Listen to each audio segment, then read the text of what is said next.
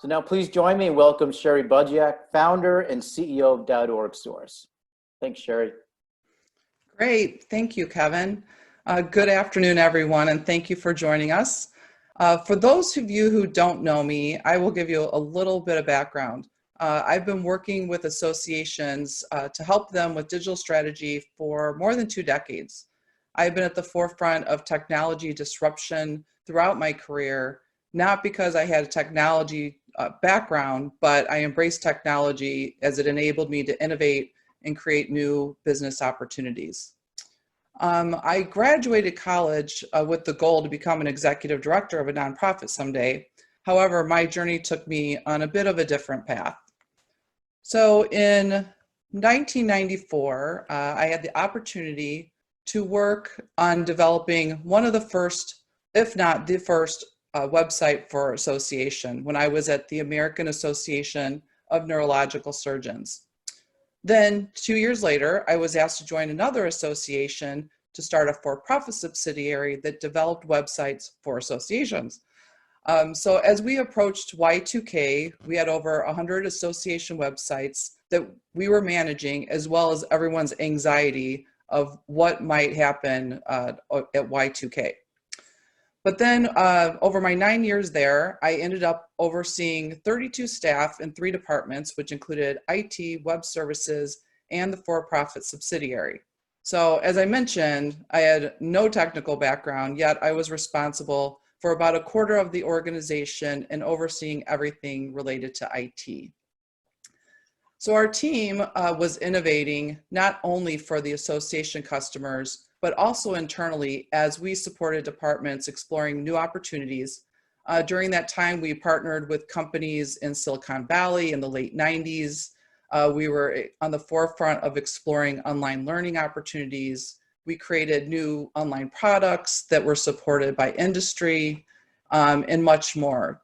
So we were always learning and innovating with the newest technologies, and were given the authority and an ability to be creative and innovative as long as we were making a profit or providing great customer experiences. But after 9 years, I decided to start my own company. So I founded orgSource 15 years ago, and here we have been helping associations and nonprofits with their digital transformations, improve their operations, guide technology strategies, and help them seek opportunities to build value.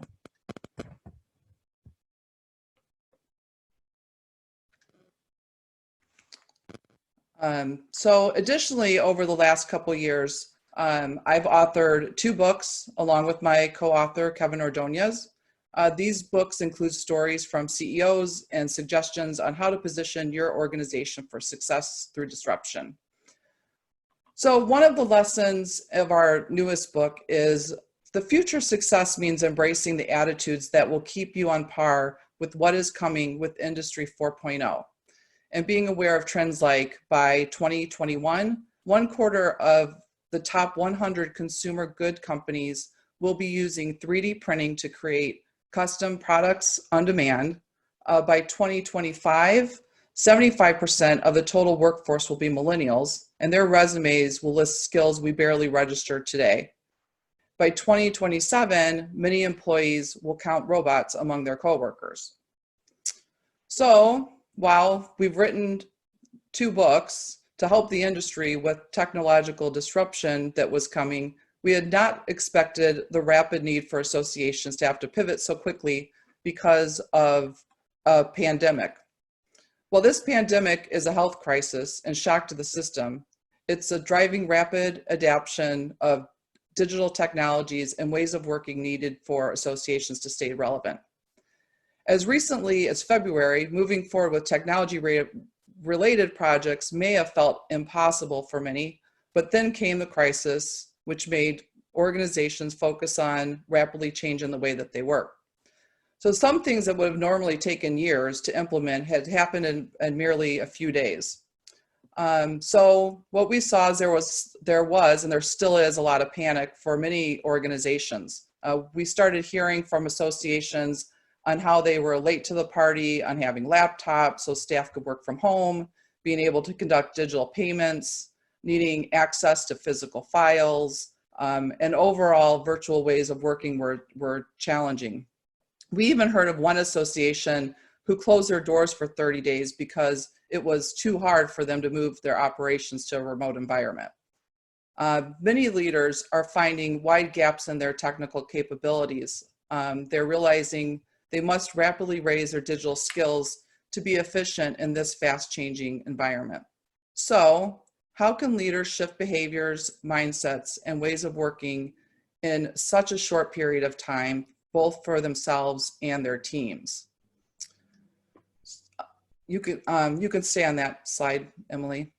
So to understand the pathways to digital transformation, we first need to know what is standing in the way. So first, I would say, thinking digital is somebody else's job. Well, I think the first barrier to anything digital is thinking that IT or somebody with the digital title needs to be in charge of everything that's digital. The reality is that digital should be a part of the entire organization. And while the CEO ensures the technology is enabling the business, other roles should be accelerating digital. So for example, HR should be thinking strategically about the future of the workforce needs.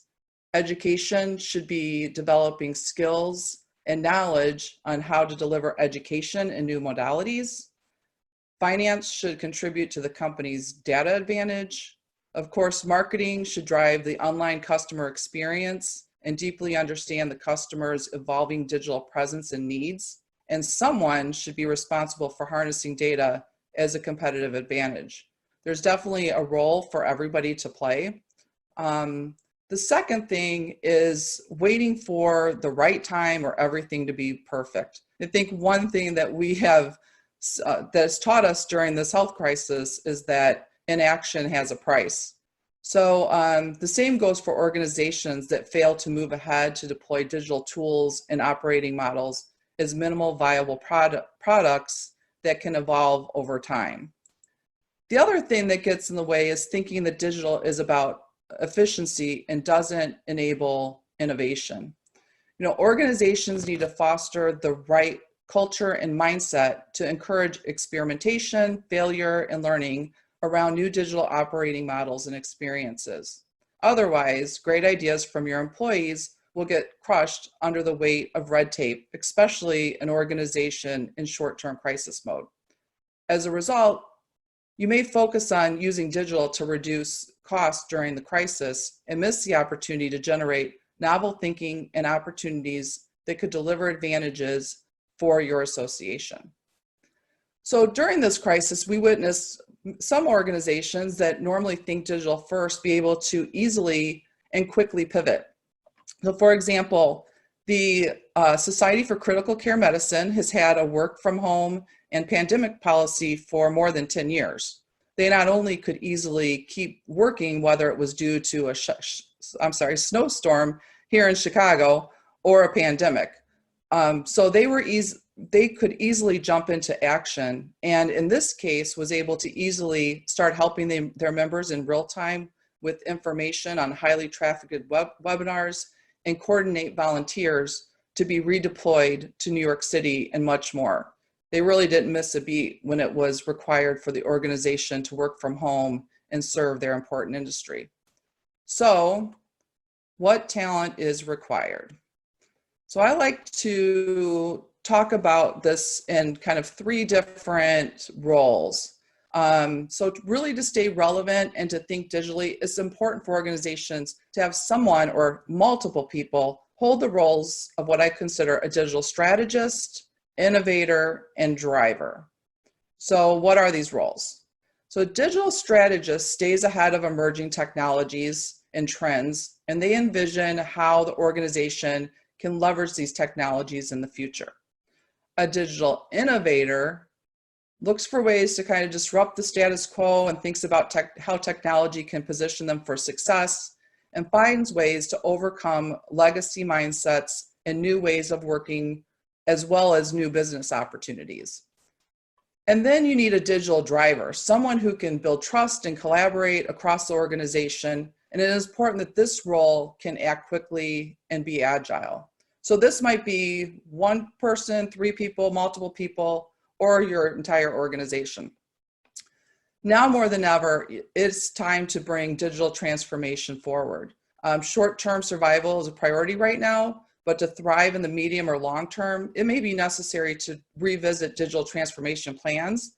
And I would even raise the question of whether we should be thinking in terms of digital transformation. More than ever, the new normal created by the coronavirus has forced businesses to adapt in the reality of digitization or really face going out of business. I believe that this is opportunity for lasting change, and this is an opportunity to really learn, improve, and build up on your digital capabilities. So what are the strategies that you should be considering? So some of the key strategies to accelerate this set of skills include several things as I kind of outlined here. First of all, use scenario planning to anticipate both short and long-term shifts. And amid the crisis, every business will be presented with unique challenges, but also lots of opportunities to leverage technology and unlock new opportunities around customer experiences, products, and operations. So using scenarios lens will help associations make a more balanced bets versus overweighting in the near term. It provides you with strategies and options to pivot quickly with market changes.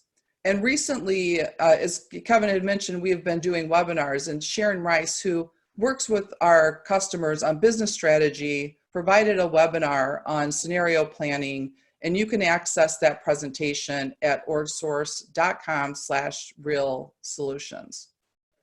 So another key strategy is leveraging data to monitor early signs of change. It's really important to understand how your customers were and were not engaged during these times, and using data to monitor behavior will help you make decisions as you need to pivot. So one organization that I recently spoke with, they were tracking their member engagement during this crisis. They saw very low open rates on very important information they were trying to provide. And they started trying to analyze that data and asking why.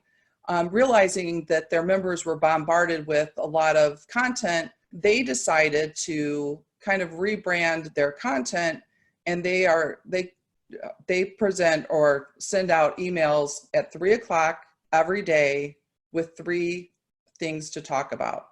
So they branded it 3 at 3, and they saw their open rates significantly increase and engagement increase. So simple pivots can make a difference, but if you aren't looking at the data or understand what is and isn't working, you can't make those adjustments. Another strategy is to launch organizational experiments with emerging technology. So start watching for what some of the for-profit companies are doing and universities are doing to keep their constituents engaged. For example, Purdue University is exploring virtual reality for its upcoming graduation. And this might be or may not come to fruition, but it could be something maybe associations think about, how to use technology like that to implement its awards ceremony, and kind of look out for those creative opportunities. So I would encourage you to try out low-cost, quick-win solutions during this time. But just keep in mind, if they don't work out, don't get stuck and move on. Also get creative with serving your customers virtually.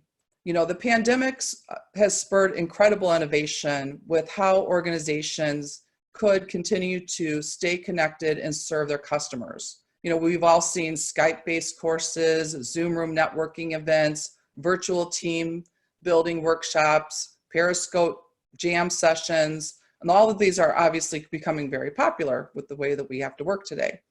But as association leaders, we always all talk about how to keep our members engaged, and we have for a long time. I think this is the time for you to think outside the box and consider what other groups are doing to keep people engaged. I'm watching, like, my daughter has a soccer team and they meet weekly, but they have ongoing things that they have to do every day. So they're posting videos of them doing soccer activities on Instagram, and they're doing virtual trivia nights on Friday nights, and just kind of explore like all the creativity that's going on around you. I would also say, empower your employees to innovate and co-create. I would say set aside some space in your week. I know everybody's extremely busy right now, but try to set aside space in your week for your teams to innovate. But most importantly, focus on shifting the mindset and culture. Give your teams the opportunities to learn, fail fast, and ensure that they're getting the training they need to succeed. So let me emphasize one point. There's no safety in the status quo.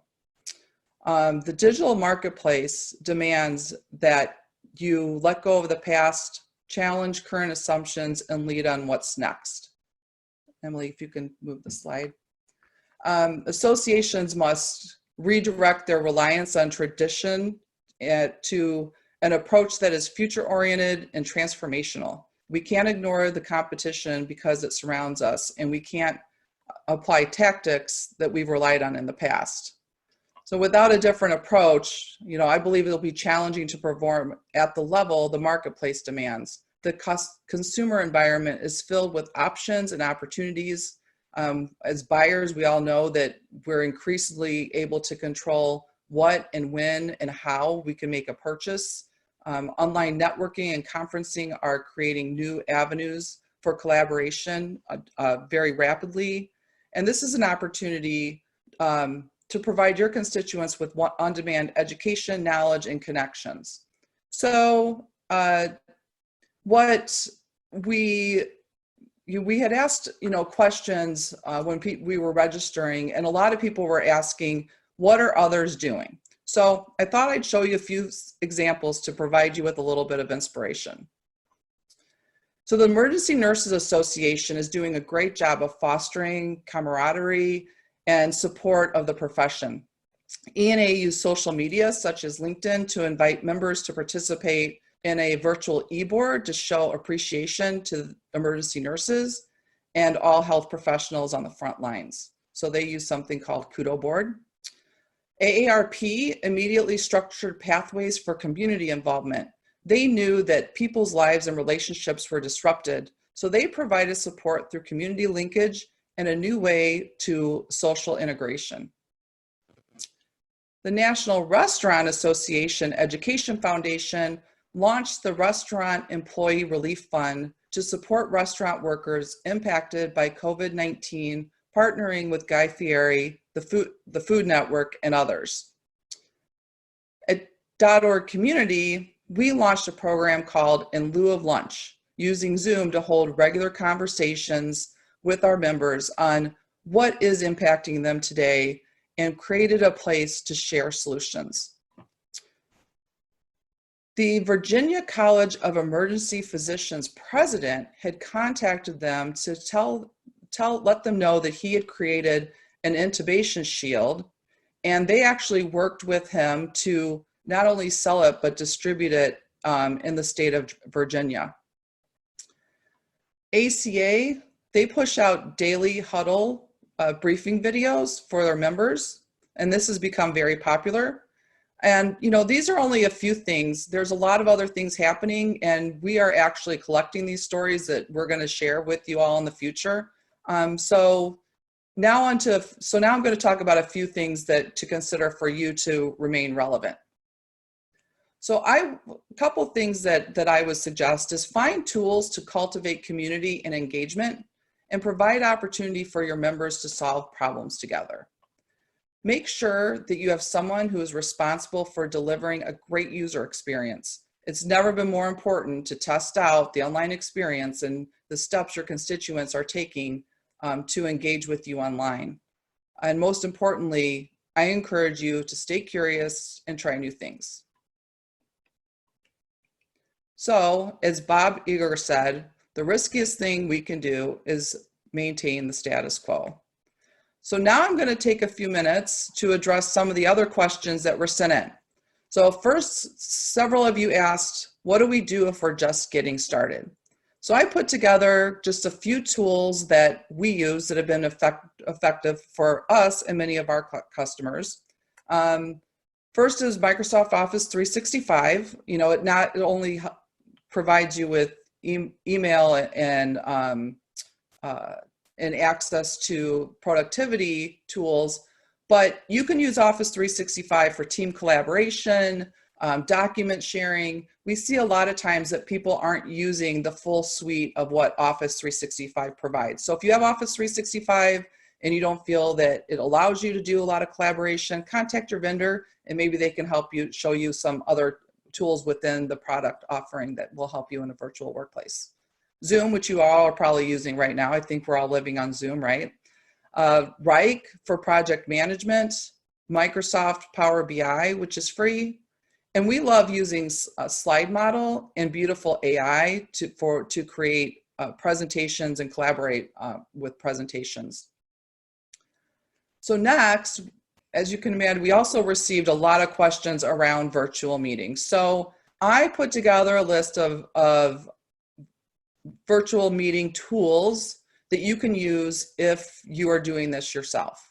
So some of those include Hopin, that has a lot of engagement, Zoom, you can do breakout rooms. A new feature is you can broadcast your Zoom event on Facebook Live, GoToWebinar, Amazon Chime, ReadyTalk, Vimeo, Poll Anywhere. And I came across a couple interesting products. Six Connects and Entrado Studio are more kind of virtual reality forums and products, which is kind of cool. Digital whiteboard, mural. But if you want a full list of vendors, we actually have been putting together a list of vendors that both can help you create an event or some tools where you can do it yourself. So if you want to reach out to me at sherry@orgsource.com, I will definitely be happy to send you that Excel sheet that we've been keeping. So as we said, we've been conducting webinars, producing papers and content over the last several weeks for the association community. I just wanted to let you know you can find all of those resources there at www.orgsource.com/realsolutions. But the best way to keep up with the content we're producing, you can connect with me on LinkedIn. If you have your phone handy, click on the camera, hold it up to the QR code on your screen, and you will be directed to my LinkedIn, and you can connect with me there. So I'll give you guys a second to do that in case you are in the process of taking out your phone. But in the meantime, if you need help with projects, including but not limited to digital strategy, just know that we are here to help. And if you would like to schedule a 30-minute consultation with me, again, I have another QR code here that you can hold your phone camera up to the screen, and that will connect you to my calendar to schedule a 30-minute call.